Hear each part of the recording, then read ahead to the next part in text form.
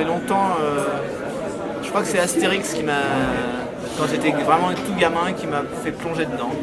J'adorais lire Astérix, il y avait Tintin, Astérix et Lucky Luke chez mes parents, mais c'est vraiment ça qui m'a fait accrocher.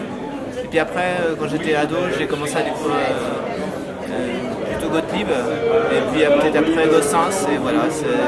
Je crois que Astérix me plaisait bien parce qu'il y avait de l'humour, j'ai souvent été accroché par l'humour. Pareil pour moi, c'est l'humour aussi qui m'a beaucoup plu dans la BD. Au départ, j'ai découvert Liz Meloud, Astérix, Lucky Luke, Les Pieds Nickelés aussi. Et puis après, c'était la révélation avec Edika, qui est un vrai choc humoristique, Carali aussi, Tronchet, Coussins.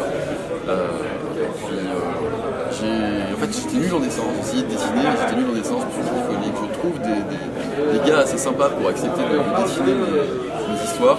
C'est vraiment fatigant de faire des scénarios que de dessiner, et puis c'est comme ça que j'ai débuté dans la bande dessinée. J'essaie d'être très court, je dirais, c'est une satire sociale à base d'humour noir et d'humour absurde. Ça balance, je dirais que c'est une BD qui balance et qui fait trembler les puissants. On parle beaucoup d'influence, et en fait, moi quand on me demande ça, je réponds souvent, j'ai commencé très tôt par adorer des proches ou les Monty Python, mais je dirais même pas que ce sont des influences.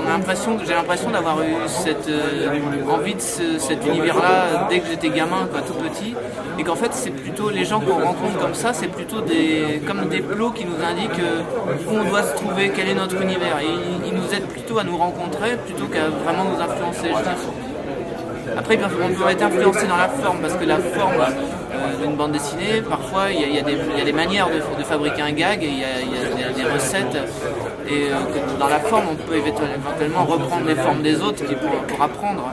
Mais par contre, pour ce qui est du goût, de mon goût pour l'absurde, je crois que je sais pas si on peut dire que c'est inné, mais en tout cas, j'ai eu ça vraiment très tôt. Il y a de ça, oui. Fred a d'ailleurs travaillé avec Terry Gilliam, je crois.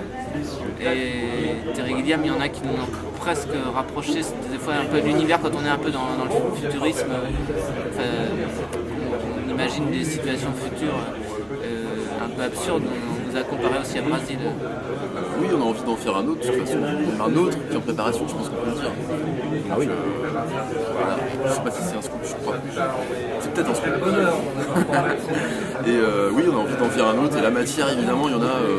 On ouvre le journal, il y a de la matière. On travaillait dessus en mangeant tout à l'heure. Moi, ce serait Dieu. Il y en aurait plein, mais c'est vrai que j'aimerais bien aller dans la tête d'Edika pour essayer de comprendre comment ça marche, parce que moi j'ai essayé de faire du Edika quand j'avais 17-18 ans. Je pensais qu'il suffisait de mettre bout à bout plein d'idées complètement absurdes et que ce serait drôle, et en fait j'ai vu que c'était pas comme ça que ça marchait. J'ai pas encore bien compris tous les mécanismes, mais pour moi Edika c'est une référence absolue pour moi. Si je pouvais aller dans sa tête, ce serait fabuleux, mais peut-être un peu flippant quand même aussi.